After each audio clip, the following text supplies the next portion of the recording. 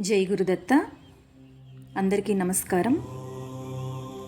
దక్షిణ భారతదేశంలో అతి సుందరమైన ప్రాంతమే కేరళ.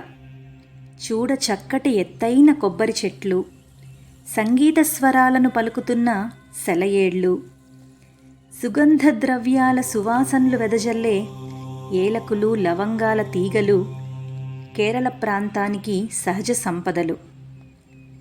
అటువంటి కేరళ రాజ్యాన్ని రాజశేఖరుడు అనే మహారాజు పరిపాలిస్తున్న రోజులవి. ప్రజలందరూ సుఖశాంతులతో జీవిస్తూ ఉన్నారు. బ్రాహ్మణులు వేద మంత్రాలను అధ్యయనం చేస్తూ యజ్ఞ యాగాది క్రతువులను నిర్వహిస్తూ ఉన్నారు.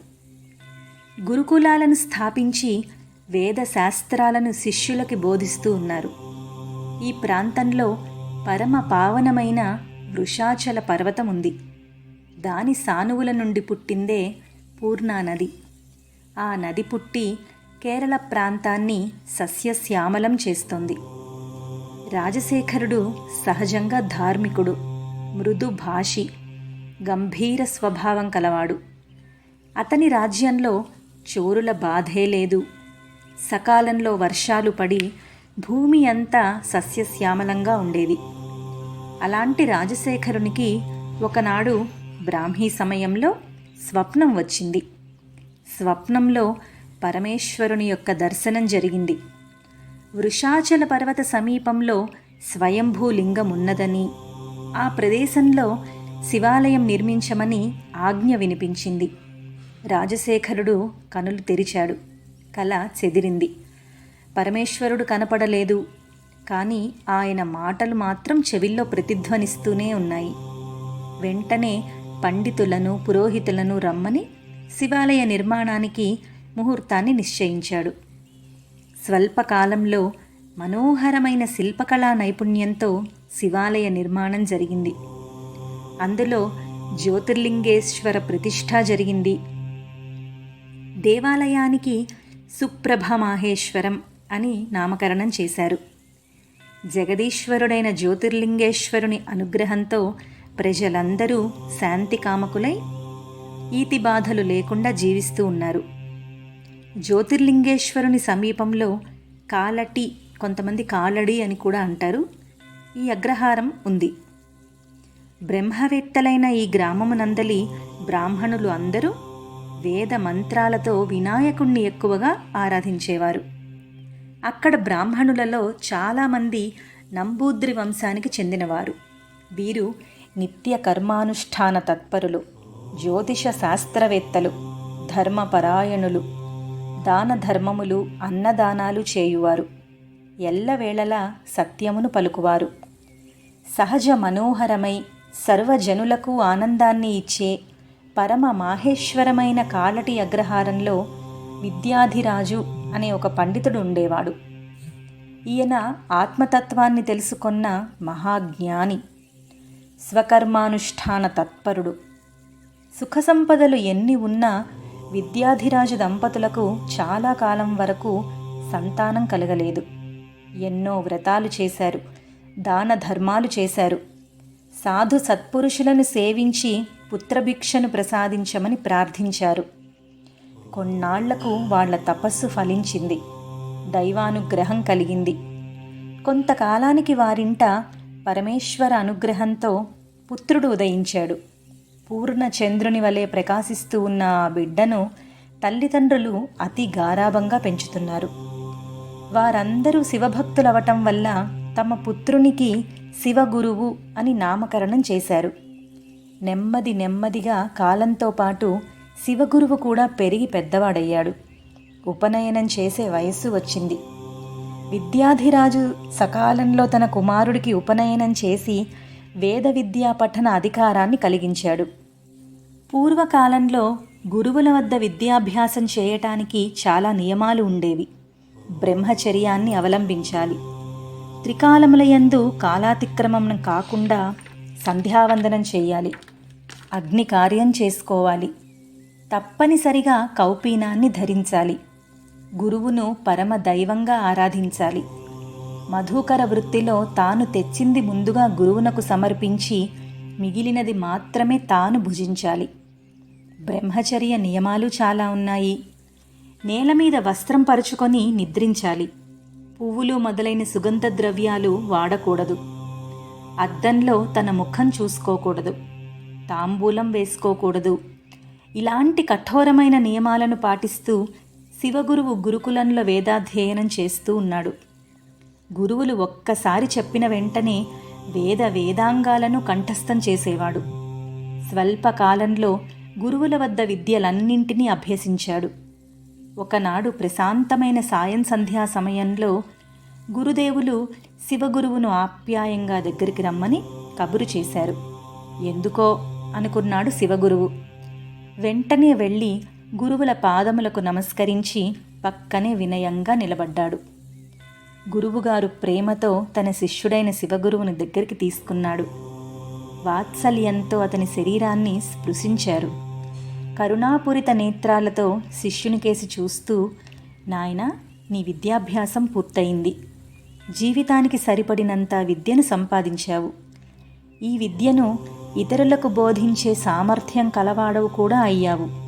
అందువల్ల నువ్వు ఇంటికి వెళ్ళి ఇక గృహస్థాశ్రమాన్ని స్వీకరించు అని అన్నారు. గురుదేవుల మాటలు శివగురువు మనస్సుకు ముళ్ళవలే గుచ్చుకున్నాయి.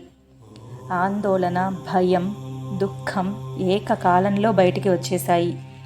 కంఠం బొంగురుపోయింది. నోట మాట రాలేదు.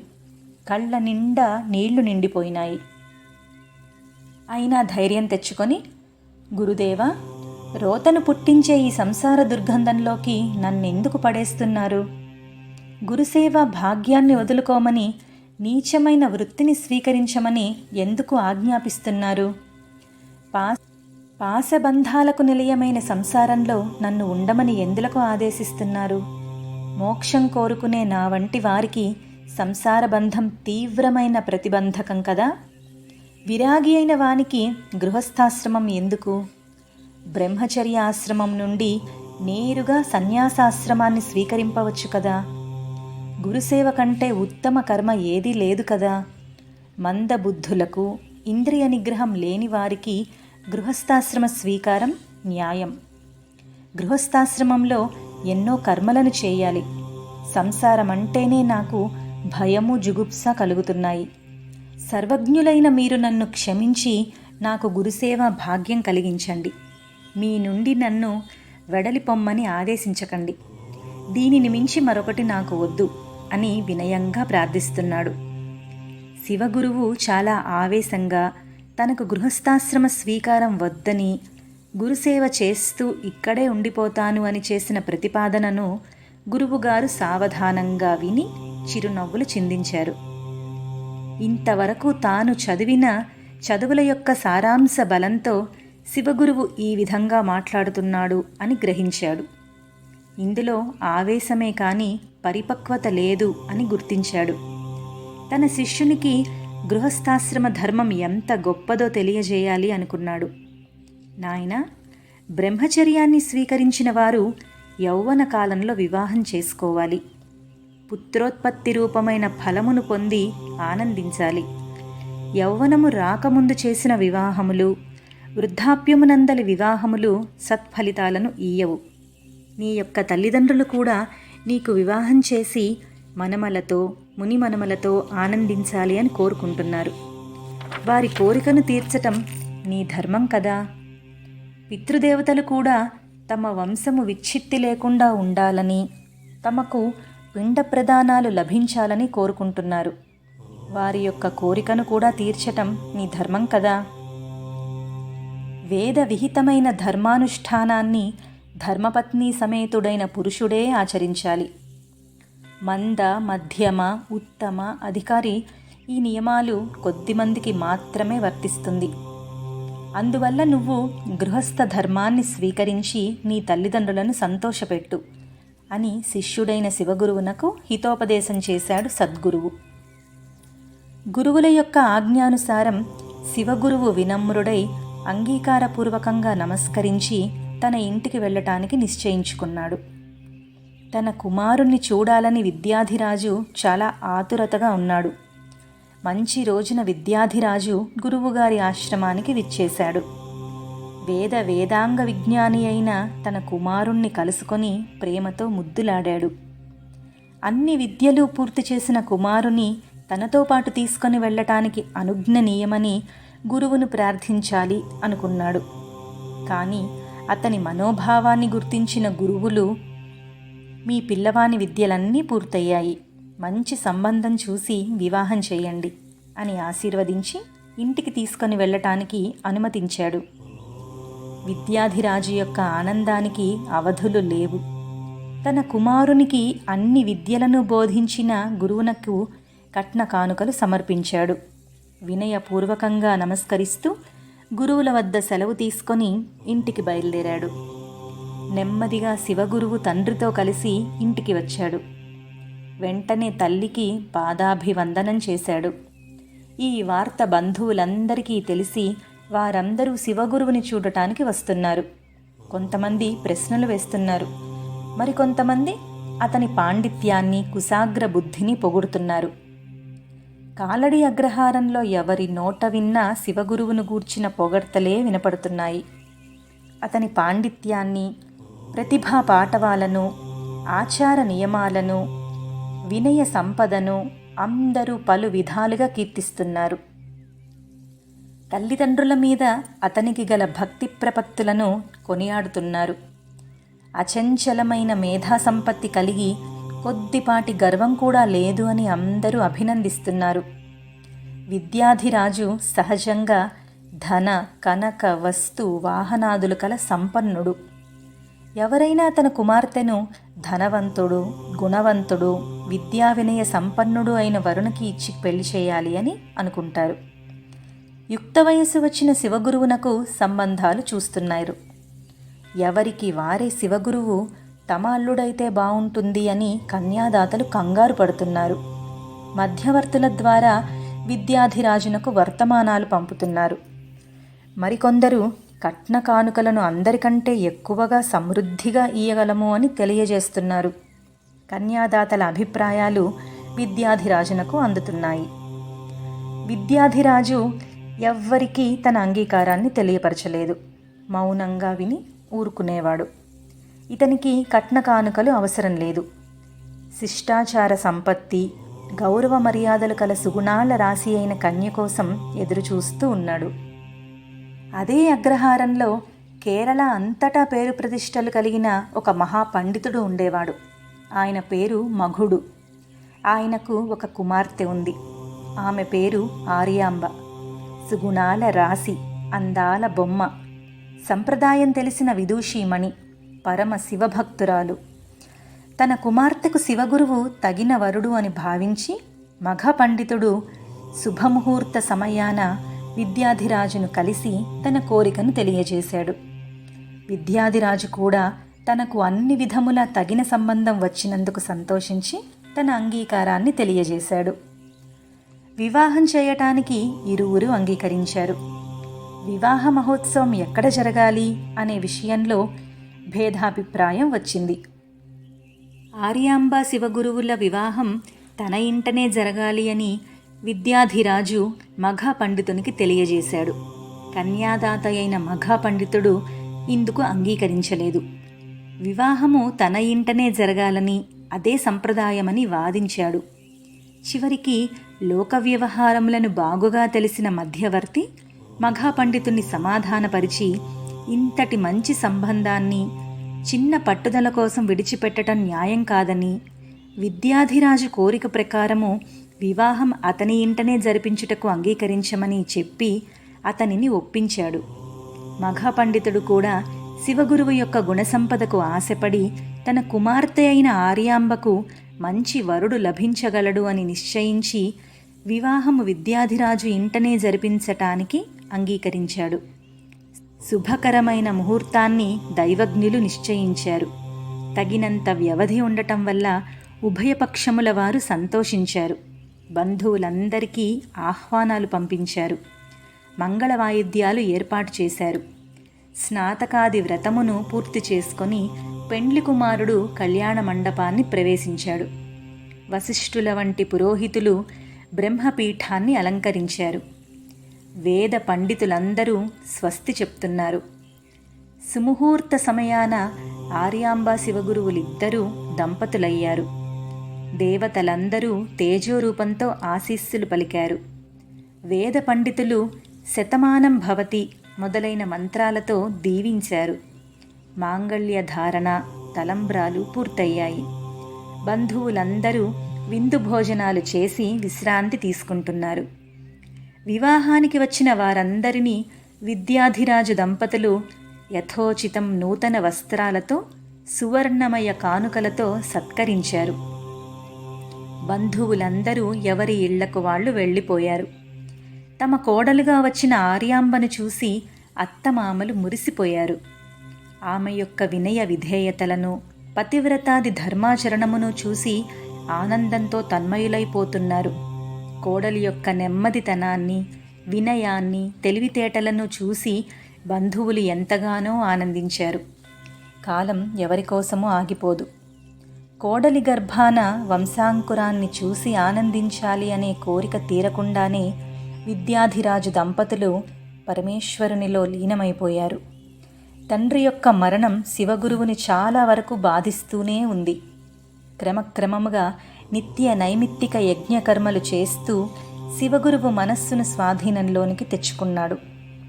గార్హపత్య, ఆహవనీయ, దక్షిణాగ్నులను మంత్రపూర్వకంగా ప్రతిష్ఠించి అగ్న్యాధానం చేసేవాడు. బ్రాహ్మణులకు నియమితమైన పంచయజ్ఞములను అనుష్ఠానం చేసేవాడు. శివగురు దంపతులకు ఇప్పుడు మరొక విచారం ఎక్కువగా కాసాగింది. వృద్ధాప్యం మీద పడుతున్న వారికి సంతానం కలగలేదు. సంతానం కోసం ఎన్నో వ్రతాలు చేశారు, నోములు నోచారు, చెట్లకు పుట్టలకు దండాలు పెట్టారు, కావలసిన మందులు మింగారు, సాధు సత్పురుషులను సేవించారు. అయినా వారి కోరిక తీరలేదు. చివరి ప్రయత్నంగా వారు శివారాధన చేయాలి అని సంకల్పించారు. వృషకేతు పర్వతం మీద వేంచేసి ఉన్న జ్యోతిర్లింగ స్వరూపుడైన మహాదేవుని పూజించాలి అని ఆరంభించారు. నిరంతరం శివనామాన్ని జపిస్తూ శివదీక్షను ప్రారంభించారు. వారి శైవారాధన దీక్షకు విఘ్నం లేదు, అర్చనకు అంతం లేదు, శ్రద్ధాభక్తులకు హద్దు లేదు, ఉపవాసములకు నియతి లేదు, దాన ధర్మములకు పరిమితి లేదు. ఏకాదశి, పౌర్ణమి, అమావాస్య, దశమి, పంచమి ఈ విధంగా అన్ని తిథులు వారికి పర్వదినాలే. అన్ని నక్షత్రములకు విశేష పూజలే. అన్ని వారములయందు ఉపవాసాలే. వారు మౌనాన్ని స్వీకరించినా, మాట్లాడుతున్నా శివనామమే వినిపిస్తుంది. వారికి శివుడు తప్ప మరొక ధ్యాస లేదు, ఆలోచన లేదు, పని లేదు. ఈ విధంగా ప్రతి క్షణం శివజపం చేస్తూ శివమయం జగత్తుగా దర్శించారు. ఆర్యాంబ శివగురువులు అన్యోన్య జీవితాన్ని గడుపుతున్నారు. కానీ సంతానం లేకపోవటం వారిద్దరినీ చాలా బాధిస్తోంది. ముఖ్యంగా ఆర్యాంబ పిల్లల కోసం పరితపిస్తోంది. శివగురువు కూడా మౌనంగా మనోవేదన అనుభవిస్తున్నాడు. పరమేశ్వరుని అనుగ్రహం చేతనే తమకు సంతానం లభిస్తుంది అని వారిరువురు నిశ్చయించారు. వృషాచల క్షేత్రానికి వెళ్ళారు. ఆర్యాంబ సహజంగా శివభక్తురాలు. నిశ్చలమైన భక్తితో ఆమె తన పూజా విధానాన్ని తీవ్రతరం చేసింది. దేహాభిమానాన్ని పూర్తిగా విడిచిపెట్టింది. ఉపవాసాదులతో శరీరం కృశించిపోతోంది. శివనామస్మరణతో వృషాచల పర్వత పంక్తులన్నీ ప్రతిధ్వనిస్తున్నాయి. ఆర్యాంబ శివగురువులు మహారుద్ర క్రతువు నిర్వర్తించారు. నమక చమకాదులతో పరమశివుని మెప్పించారు. కుమార గణపతి దేవతలను పూజించారు. ఉపవాస దీక్షతో సాగిన మహావ్రతం పూర్తి కావలసి వచ్చింది. మరుసటి రోజున దీక్షా పరిసమాప్తి. అందులకు కావలసిన వస్తువుల్ని సమకూర్చుకున్నారు. ధ్యానము, మౌనము ఈ 2 నియమాలతో వ్రత సమాప్తికి సిద్ధంగా ఉన్నారు. దంపతులిరువురు సాయంకాల పూజను పూర్తి చేశారు. ఫలహారాదులు చేసి శివనామాన్ని జపిస్తూ నిద్రకు ఉపక్రమించారు. వారికి కనులు మూసినా కనులు తెరిచినా శివరూపమే ప్రత్యక్షమవుతోంది.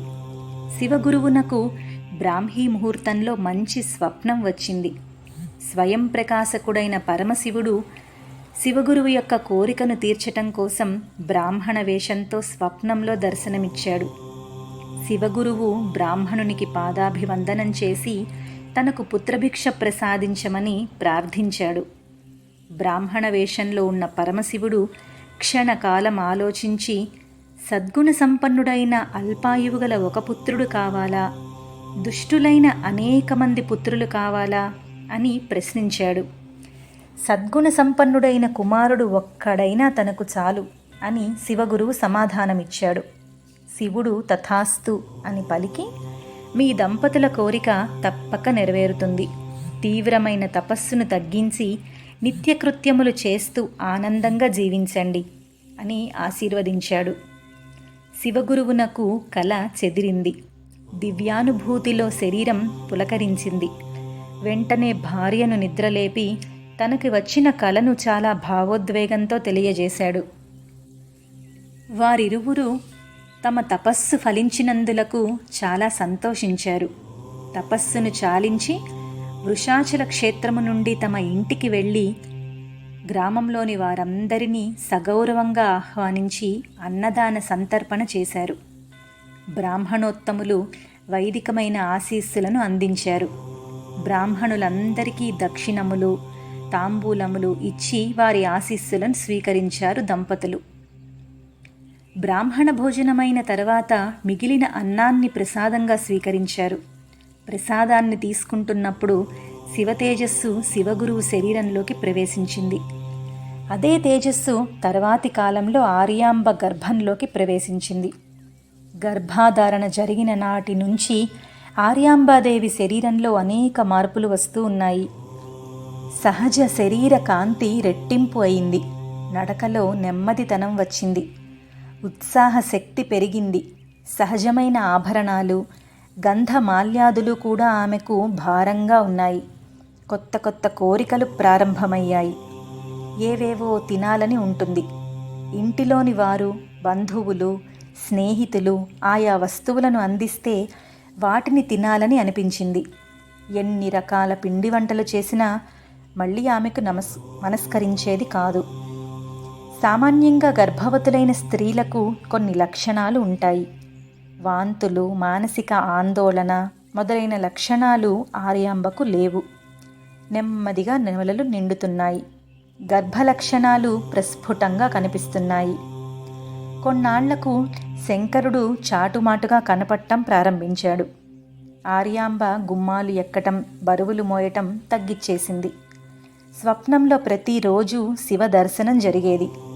గర్భభారంతో అలసిపోయిన ఆర్యాంబ నెమ్మదిగా కళ్ళు మూసుకొని విశ్రాంతి తీసుకునేది. వెంటనే పరమేశ్వరుడు పరివార సమేతుడై జయ జయ ధ్వనుల మధ్య కనిపించేవాడు. నిజమే అనుకొని కళ్ళు తెరిచి చూస్తే ఏమీ ఉండేది కాదు. బ్రాహ్మీ ముహూర్తంలో ఇంకా విలక్షణమైన కలలు వచ్చేవి. నందీశ్వరుడు తనను స్వయంగా మోసుకొని వస్తున్నట్లు భ్రమపడి కంగారు పడేది. గంధర్వులు, దేవతలు, విద్యాధరులు స్తోత్రపాఠములు చేస్తూ పాటలు పాడుతున్నట్లుగా అనిపించేది. పండితులతో తాను వాదోపవాదాలు చేస్తున్నట్లుగా, పరమతములను సున్నితంగా తిరస్కరిస్తూ స్వమతము సిద్ధాంతీకరిస్తున్నట్లుగా, ఎందరో తనను కీర్తిస్తున్నట్లుగా, సర్వజ్ఞపీఠాన్ని అధిరోహించినట్లుగా అనిపించేది. 9వ మాసం దాటింది. 10వ మాసం వచ్చి 10 రోజులైంది. అమ్మలక్కలందరూ చేరి నేడో రేపో అంటున్నారు. అట్టి శుభముహూర్తం కోసం అందరూ ఎదురు చూస్తున్నారు. దేవతలకు 1000 దండాలు పెడుతున్నారు. నెమళ్ళు పింఛాలను విప్పి మనోజ్ఞంగా నాట్యం చేస్తున్నాయి. లతలన్నీ చూపరులను ఆనందం కలిగించే విధంగా పూలతో నిండిపోయి పరిమళాన్ని వెదజల్లుతున్నాయి. మేఘములు కొండ శిఖరములపై ఆనంద బాష్పాలను విడుస్తున్నాయి. సెలయేళ్లు పొంగి ప్రవహిస్తున్నాయి. సహజ విరోధి జంతువులు కూడా స్నేహంగా సంచరిస్తున్నాయి. పంట పొలాలన్నీ సస్యశ్యామలమై ఉన్నాయి. సత్పురుషులకు శుభసూచక నిమిత్తాలు కనిపిస్తున్నాయి. ప్రకృతి అంతా తన్మయత్వంతో పులకించి పరమేశ్వర అవతారాలకు సర్వసన్నద్ధంగా ఉంది. పురుటి గదిలో నుంచి పిల్లవాని ఏడుపు వినిపించింది. అందులో ఓంకారనాదం అందరినీ మంత్రముగ్ధులను చేసేసింది. సాక్షాత్ పరమేశ్వరుడు ఆదిశంకరులై భూమి మీద అవతరించారు. దేవతలు పుష్పవర్షం కురిపించారు. యక్ష గంధర్వులు గానం చేస్తున్నారు. బ్రాహ్మణులు వేద మంత్రాలు చదువుతున్నారు. పక్షులు మధురంగా కూస్తున్నాయి. వ్యాసవాల్మీకాది మహర్షులు ఆనంద తన్మయులై నిరీక్షిస్తున్నారు. గ్రహములన్నీ శుభప్రదంగా ఉన్నాయి. సూర్యాది గ్రహాలన్నీ ఉచ్చస్థానంలో ఉన్నాయి. సూర్యుడు మేషరాశిలో, అంగారకుడు మకరంలో, శని తులలో ఉండగా, బృహస్పతి కేంద్రంలో ఉండగా, మిగిలిన గ్రహములు శుభపరిణామాలను సూచిస్తూ ఉండగా, శివగురువు యొక్క భార్య ఆర్యాంబాదేవి ఎట్లాంటి ప్రసవ వేదన అనుభవించకుండానే పార్వతీదేవి కుమారస్వామికి జన్మ ఇచ్చినట్లుగా కుమారునికి జన్మ ఇచ్చింది. పుత్రోదయం జరిగిందని విని శివగురువు ఆనందసాగరంలో మునిగిపోయాడు. భగవంతుడు తన కోరికను తీర్చినందుకు కన్నుల వెంట ఆనంద బాష్పాలు వచ్చాయి. వెంటనే జాతాశౌచ స్నానం చేసి బ్రాహ్మణులకు ధనధాన్యాదులను దానమిచ్చాడు. ఆ వార్త గ్రామమంతా వ్యాపించింది. ఆడవాళ్ళందరూ ఒక్కొక్కరే వచ్చి పురిటి బిడ్డను చూసి వెళ్తున్నారు.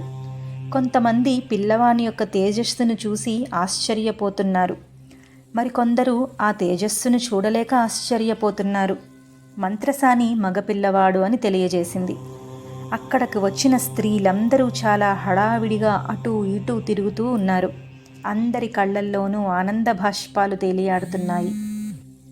ఇంతలో పిల్లవాడు ఒక్కసారి ఏడ్చాడు. అది ఏడుపులా వినిపించలేదు, ఓంకార నాదంలా వినిపించింది. మరొక్కమారు అందరూ ఆశ్చర్యపోయారు. పిల్లవాడు ఎప్పుడు ఏడ్చినా అందులో ఓంకారనాదం వినిపిస్తూనే ఉంది. చూసిన వారే మళ్ళీ వచ్చి చూస్తున్నారు. ఎంతసేపు పిల్లవాడిని చూసినా ఎవ్వరికీ తనివి తీరటం లేదు. పిల్లవాడిని చూసిన వారందరూ అవతార పురుషుడు అన్నారు. మరికొంతమంది సాక్షాత్ పరమేశ్వరుడే జన్మించాడు అని అన్నారు. మరికొంతమంది ఆర్యాంబ చాలా అదృష్టవంతురాలు అన్నారు. సామాన్యంగా పురిటి బిడ్డను చూడటానికి స్త్రీలు మాత్రమే వస్తారు. కానీ వీరందరూ వర్ణించి చెప్తున్న విశేషాలు పురుషులను కూడా ఆశ్చర్యపరిచాయి. ఒక్కసారి శివగురువు యొక్క శిశువును చూసి వద్దాము అని గ్రామంలోని పురుషులు కూడా బయలుదేరి వెళ్ళి కుర్రవాణిని చూసి ఆనందిస్తున్నారు. బాలుని యొక్క రూపురేఖా విలాసాదులు అందరినీ ఆశ్చర్యపరుస్తున్నాయి. చక్కని ముక్కు, తామర రేకుల వంటి కన్నులు, శ్రీకారం వంటి చెవులు, విశాలమైన నుదురు, వెడల్పుగా ఉన్న వక్షస్థలం, మల్లెపువ్వు వంటి శరీర ఛాయ, తుమ్మెదరెక్కల వంటి కురులు అని ఆడవాళ్ళందరూ తమలో తాము వర్ణించుకుంటూ మురిసిపోతున్నారు. ఆర్యాంబ శివగురువులకు కుమారుడు కలిగిన సమయంలో కొన్ని వింతలు జరిగాయి.